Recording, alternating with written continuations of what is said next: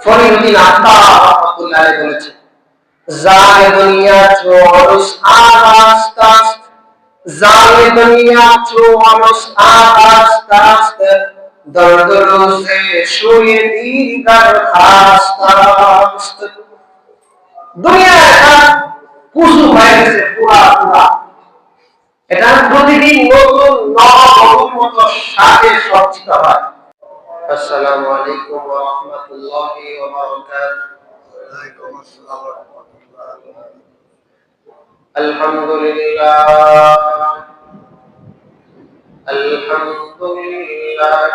নাহমাদুহু ওয়া নাস্তাঈনুহু ওয়া নাস্তাগফিরুহু ওয়া নু'মিনু বিহি ওয়া নাতাওয়াক্কালু আলাইহি ونعوذ بالله من شرور أنفسنا ومن سيئات أعمالنا من يهده الله فلا مضل له ومن يضلله فلا هادي له ونشهد أن لا إله إلا الله وحده لا شريك له ونشهد أن سيدنا وسندنا وحبيبنا وحبيب ربنا ومولانا محمدا عبده ورسوله أرسل إلى الناس كافة بشيرا ونذيرا وداعيا إلى الله بإذنه وسراجا وقمرا منيرا أما بعد فقد قال الله تبارك وتعالى في كلامه المجيد والفرقان الحميد. أعوذ بالله من الشيطان الرجيم. بسم الله الرحمن الرحيم. سبحان الذي أسرى بعبده ليلا من المسجد الحرام إلى المسجد الأقصى الذي باركنا حوله لنريه من آياتنا إنه هو السميع البصير. وقال النبي صلى الله عليه وسلم اللهم بارك لنا في رجب وشعبان وبلغنا رمضان. صدق الله المولانا العظيم. محترم মুসল্লিয়ান کرام, আমাদের কাছে এখন যে জুমাটা পড়ার তৌফিক দান করছে। রজব মাসের আজকে কত তারিখ তো জানেন? গত জুমায় ছিল 5 তারিখ, আর আজকে 12 তারিখ। অত্যন্ত গুরুত্বপূর্ণ একটি সময় আমাদের কাছ দিয়ে পার হতে যাচ্ছে। আল্লাহ তাআলা আমাদেরকে যে সময়টুকু দিয়ে থাকেন অনেক গুরুত্বপূর্ণ। এই যে আমাদের কাছে নতুন বছর শুরু হলো, একটি রাত গেল। গত বছর এবং এর আগের বছর 31st নাইটের ব্যাপারে ফুল একটি করে জুমা আলোচনা করেছিলাম। এই যে সময় নষ্ট করা, যুবকদেরকে যুবতীদেরকে কে বোঝাবে?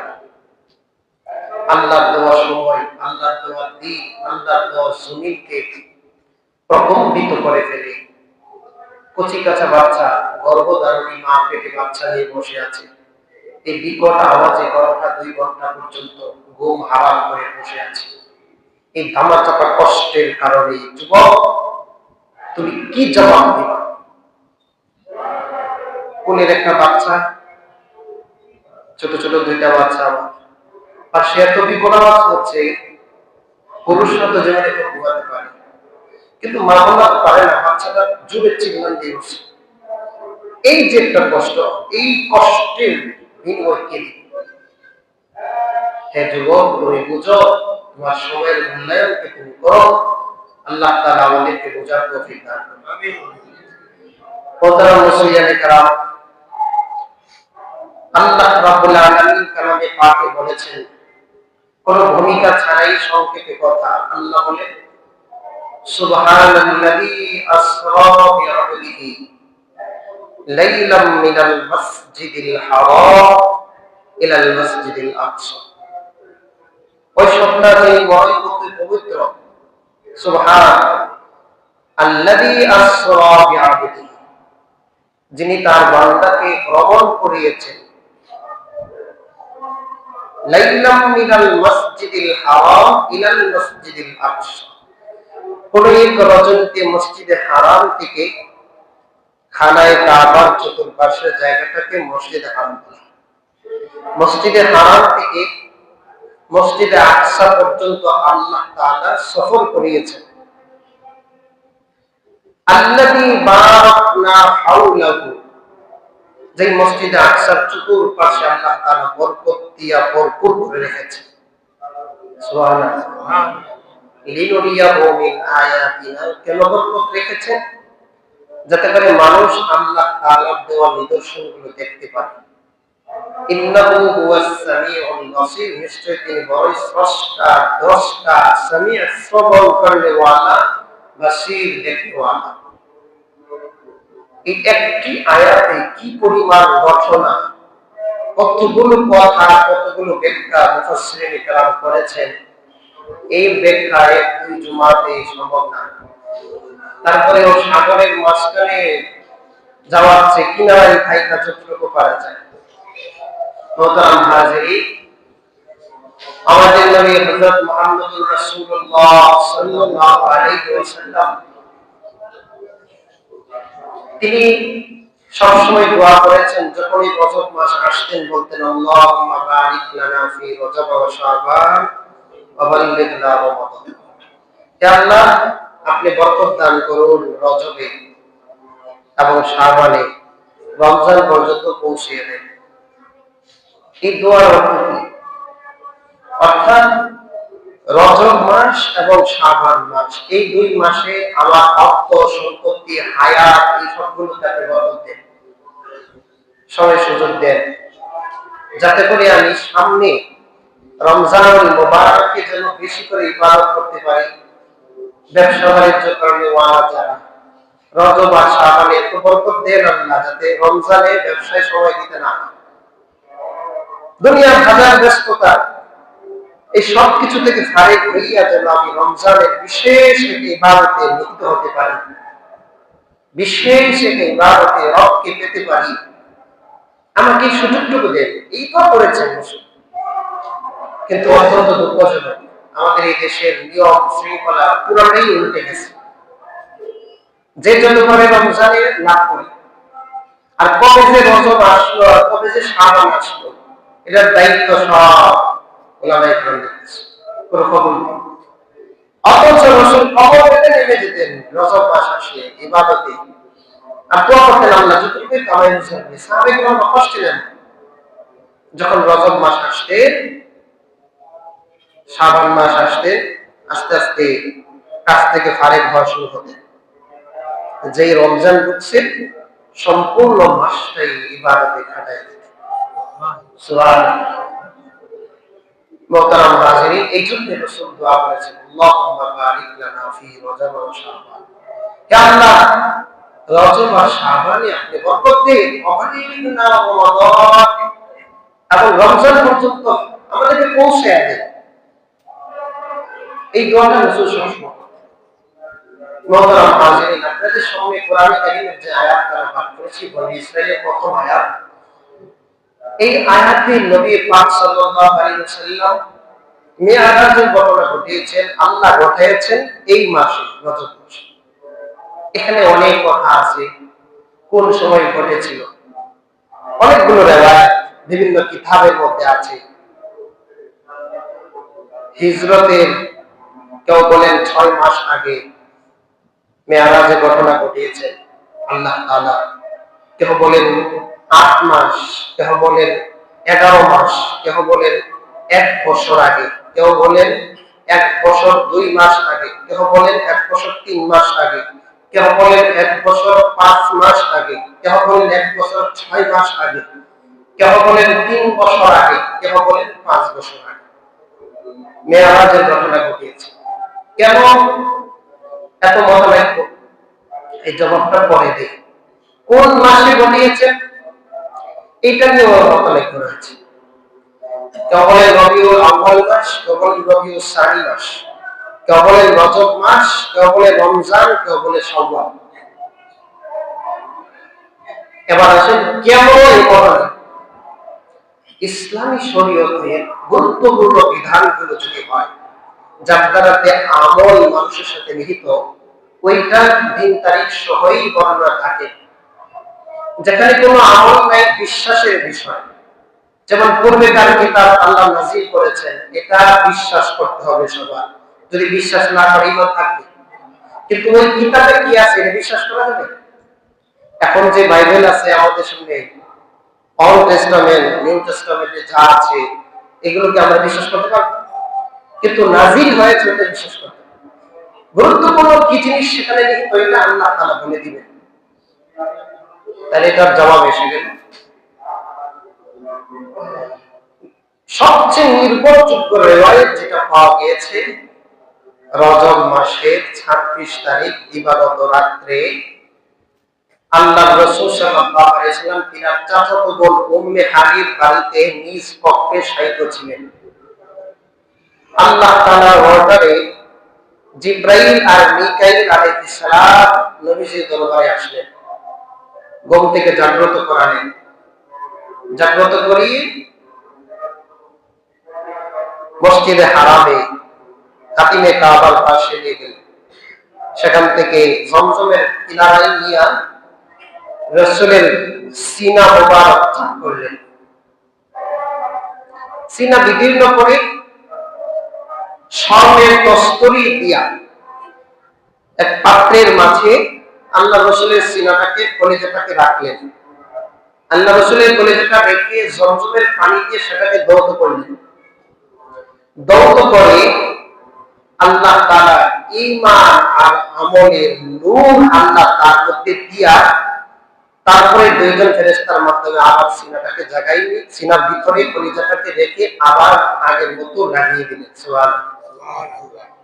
এই ধরনের রাসূলকে 3 বার চাক করা হয়েছে, কোন কোন রিওয়ায়াতে 4 বার পাওয়া যায়। 3 বার গ্রহণযোগ্য।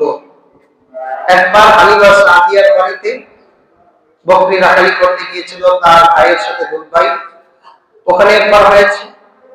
আবার রাসূলের বয়স যখন 20 বছর হয়েছে, তখনও রাসূলের সবকে সদর যৌবনে পদার্পণ হওয়ার সময় মানুষের কত কি মন চায়, যাতে করে খারাপ দিকে না চায়, এজন্য ওই সময় রাসূলের সিনাকে চাক করা হয়েছে।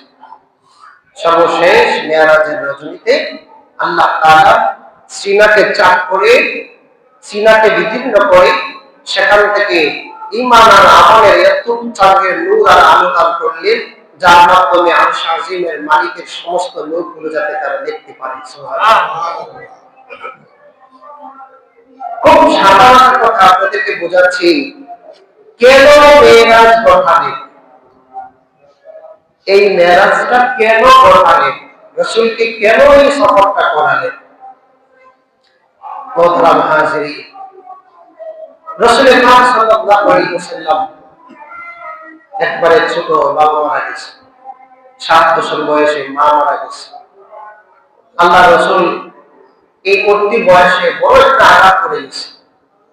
রাসূলকে দেখে দেখে বড় করেছেন তার চাচা আবু তালেব। রাসূলুল্লাহ সাল্লাল্লাহু আলাইহি ওয়াসাল্লাম যখন আস্তে আস্তে নবুয়ত প্রাপ্তি হলেন, 40 বছর হলো, মক্কার সমস্ত কাফের মুশরিকরা চিন্তা করলো এই ইতিম একটি ছেলে আস্তে আস্তে বড় হয়ে আমাদের বাপ দাদার ধর্মে চুলকানি মারবে, অসম্ভব। অত্যাচার, জুলুম, নির্যাতনের স্টিম রোলার নবীর উপর নবীজির অনুসারী যারা আছে সবার উপর একের পর এক ঢালতে লাগলো। বলে দশ এক পর্যায়ে নববীর 11 বছরে যখন মক্কার সমস্ত কাফেররা রাসূলকে মারার পরিকল্পনা নিল, জুলুম নির্যাতনের এক পর্যায়ে আর সহ্য করতে পারছে না, কোনোভাবেই পারছে না। এমন অবস্থায় যাও বাহিরে তিনার চাচা আবু তালেব অনেক আঘাত প্রতিঘাত এই সমস্ত কিছুকে তিনি যেভাবেই প্রতিরোধ করার চেষ্টা করতেন। নববীর 11 বছরে তার চাচা ইন্তেকাল করে। আশ্রয়ের জায়গা আছে কোথাও? সবাই হানা বলবেন। নবীজি এমন এক রাসূল যার জন্য দুনিয়া সৃষ্টি, সেই রাসূলকে আশ্রয় দেওয়ার মতো বাহিরে আর কেউ নাই। ঘরে আসলে যখন কোনো দুঃখ বেদনা আসতো, খাদিজা রাদিয়াল্লাহু তাআলা আনহা যে কোনো ভাবে রাসূলকে খুশি করার চেষ্টা করতেন, বুকে জড়ায়া ধরতেন, রাসূলের সমস্ত কষ্টকে ম্লান করে দিতেন, অনেক পরামর্শ দিতেন। আল্লাহু আকবার। যেই দিন চাচা মারা গেছে এর কয়েকদিন ব্যবধানে তিনার প্রিয়তমা স্ত্রী খাদিজাও মারা গেছে। আল্লাহ, রাসূলুল্লাহ সাল্লাল্লাহু আলাইহি ওয়াসাল্লাম বাহিরে কোনো আশ্রয়ের জায়গা নেই, ভিতরে কোনো সান্ত্বনা দেওয়ার জায়গা নেই। রাসূলের সামনে সাহাবায়ে কেরামদেরকে কঠিন ভাবে জুলুম নির্যাতন করতে শুরু করলেন। কঠিন ভাবে রাসূলের সামনে কঠিন ভাবে জুলুম নির্যাতন করতে শুরু করলেন। আল্লাহ রাসূল সহ্য করতে না পেরে চিন্তা করলেন, আচ্ছা মক্কাতে তো আমার কোনো আশ্রয়ের জায়গা নাই, দেখি তো তায়েফের ময়দানে গিয়া কোনো ভাবে ওখানে তায়েফবাসী আমাকে অনেক আদর করতে, তারা খুব ভালো মানুষ, মক্কাতে জায়গা নাই, আমি ওখানে যাই। একটাই আশ্রয়ের জায়গা ছিল তায়েফ। রাসূল এই সাহাবায়ে কেরামদেরকে দেখে কষ্টের একটা বোঝা মাথায় দিয়া, কলিজায় রক্ত বরফ হচ্ছে, এই কষ্টকে সাথে নিয়ে আল্লাহ রাসূল গেলেন তায়েফের ময়দানে দাওয়াত দিতে। মুহতারাম হাজিরিন, ঘটনা আমাদের সামনে স্পষ্ট। তায়েফবাসীরা রাসূলকে গ্রহণ করে নাই। অনেক গলিতে আপনি যখন একটা মানুষ, ভদ্র ফ্যামিলির একটা লোক, আপনার পোশাকে একটু সামান্য পরিমাণ কালো দাগ পড়ুক আপনি সহ্য করেন না। এই ভদ্র মানুষটা যদি এই সোজা করা এলাকা গলিতে গলিতে এই পোশাক পরে আপনি যদি রাস্তাঘাটে গিয়া বলতে থাকেন আর মানুষকে বলতে থাকেন, এমন এক সময় ঘটেছে যে সময়ে পুরা দুনিয়া অন্ধকার। কবি নজরুল বলেছেন, এশিয়া, ইউরোপ, আফ্রিকা এই পৃথিবীর যত দেশ, জেনে নেব ছিল প্রতিযোগিতায় দেখিতে পাবেন শেষ। এই পুরা দুনিয়াতে সত্যের অন্ধকার কালো ছায়ার ভিতরে ঢুকে গিয়েছিল, আশ্রয়ের জায়গা নাই।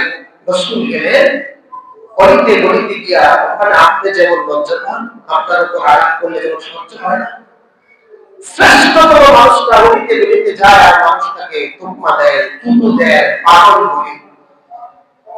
এই মানুষটা তাইফে আশ্রয় পাইলেন, কোথাও আশ্রয় না পেয়ে রাসূল মক্কায় চলে আসছেন। খুব বড় কষ্টের সাগর নিয়ে রাসূল মক্কাতে ঢুকছেন। এই কষ্টের সান্ত্বনা দেওয়ার পৃথিবীর কেউ আছে? রাসূলের পৃথিবীর কষ্টের যে ব্যথা, যে অনুভূতি পৃথিবীর কেউ বোঝার ক্ষমতা ছিল না। কিন্তু আমার রব রাসূলের এই কষ্ট দেখেন কি দেখেন না? সবাই কথা বলেন। আমার রব এই সব কষ্ট জানছেন কি জানেন নাই? আল্লাহ তাআলা সহ্য করতে পারলেন না। রাসূল, দুনিয়ার মানুষ সব আপনাকে পৃথক করে দিয়েছে। মক্কাবাসী কষ্টে গেলে তাইতে তারাও আপনাকে রক্তাক্ত করে ফেলেছে। হে রাসূল, আসেন কাছে বসুন। মোহতারাম হাজিরিন, বিষয়টা বুঝতে পেরেছেন? সান্ত্বনা দেওয়ার জায়গা রাসূলকে এখন আর কে দিবে? স্বয়ং আল্লাহ তাআলা রাসূলকে বললেন, আমার ক্ষুদ্র, আমার ক্ষমতা, আমার শক্তি, আমার সহ্য বীর্য, আমার এই দুনিয়া যা কিছু আছে এই সব কিছুই দেখো, তুমি মাহরুম হইও না, মনকে ঘাবড়াইও না, ভাইবো না তোমার সাথে নাই। আসো রাসূল, সান্ত্বনা আমি আল্লাহ তোমাকে আমার কাছে পাইলা তোমাকে দেখায় দিব আমার ক্ষমতা। সুবহানাল্লাহ। এই জন্য আল্লাহ তাআলা রাসূলকে দুনিয়াতে পাঠালেন। আল্লাহ তাআলা রাসূলকে এই মেরাজ ঘটিয়েছে, দুনিয়া থেকে উঠাইয়া আল্লাহ তাআলা রাসূলকে একদম কাছাকাছি, এক বিগত পরিমাণ দূরত্বের কাছে রেখে রাসূলকে তার আল্লাহর মনোবাঞ্ছনা যা বলার তা বলছে, যা সান্ত্বনা দেওয়ার তা দিয়েছে। সুবহানাল্লাহ।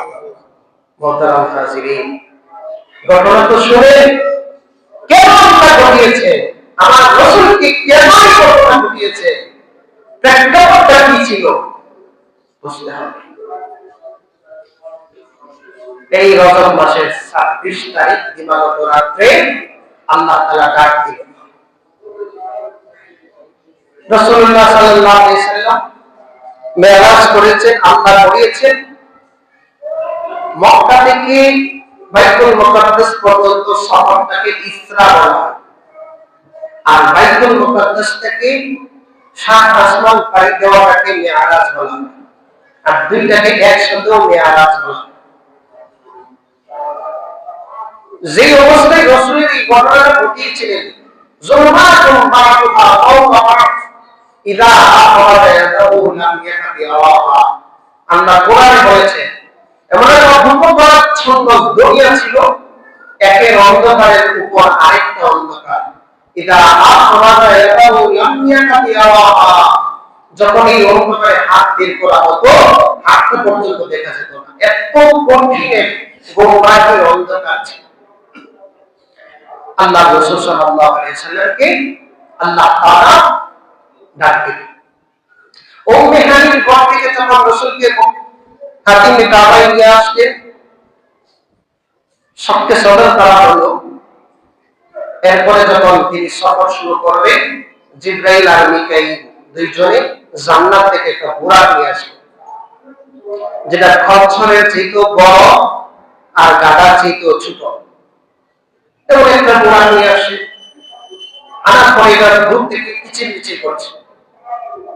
জিবরাইল আমিন ধমক দিয়ে বললেন, হ্যাঁ জানো তোমার পিঠে কে বসবেন?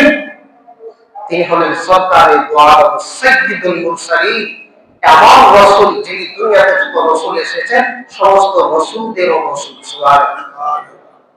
ও দেখবার ভীত সন্ত্রস্ত হয়ে তার শরীরে ঘাম এসেছে, আর নাড়াচাড়া করে না। ঘোড়ার উপর আরোহণ করেন, বাইতুল মাকদিস পর্যন্ত তিনি পৌঁছলেন। এর আগে কি কি ঘটনা ঘটেছে এই কয়েকটি ঘটনা আজকে বলবো, 5 থেকে 6টা, ইনশাআল্লাহ আগামী জুমাতে 12টা পর্যন্ত বলবো।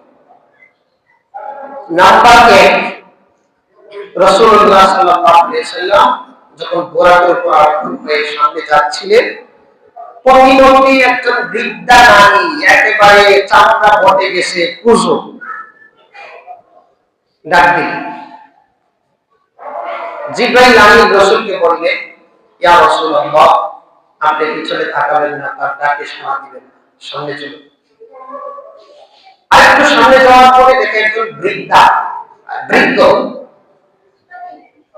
বৃদ্ধ লোক থাকতেছে। এবারও জিবরাইল আমিন বললেন, ইয়া রাসূলুল্লাহ, তার ডাকেও সাড়া দিবেন না, পিছনে তাকাবেন।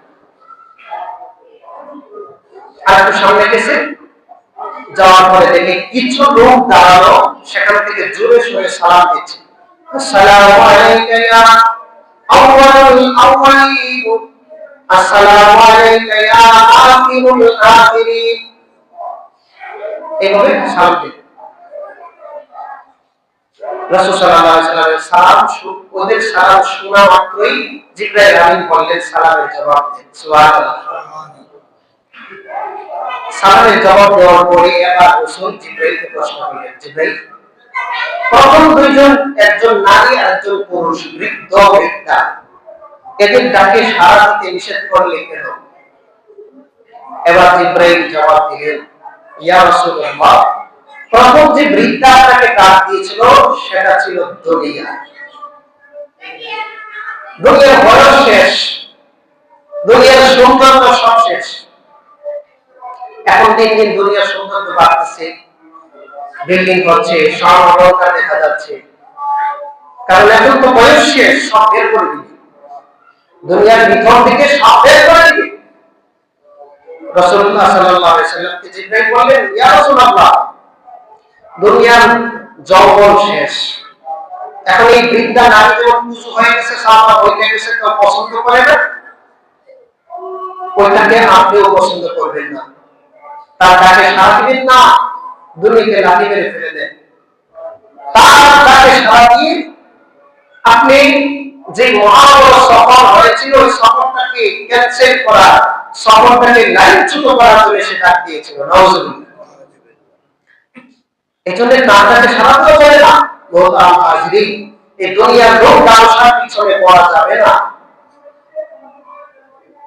ফরিদুদ্দীন আত্মা রাহমাতুল্লাহ আলাইহি বলেছেন, জানে দুনিয়া চোরস আকাশ তাস্ত, জানে দুনিয়া চোরস আকাশ তাস্ত, দর্দ রোজে শুয়ে দিগার খাস্তাস্ত। দুনিয়া একটা কুসু হয়ে গেছে, পুরা পুরা, এটা প্রতিদিন নতুন নববধূর মতো সাজে সজ্জিত হয়। মানে আপনি বড় হয়েছেন, আপনি চলে গেলেন, আপনার ছেলে মেয়ে যৌবন, আবার বউ বুড়া হইল, আবার সাজে সজ্জিত হইল আরেকজন নাতি, এরপরে পতি, এইভাবে দুনিয়া নববধূর সাজে সজ্জিত হয়। এদিকে কিন্তু বুড়া হয়ে গেছে, আর বেশি দিন বাকি নাই। নাম্বার 2, যে বৃদ্ধটাকে ডাক দিয়েছিল এটা ছিল শয়তান। বলেন নাউজুবিল্লাহ।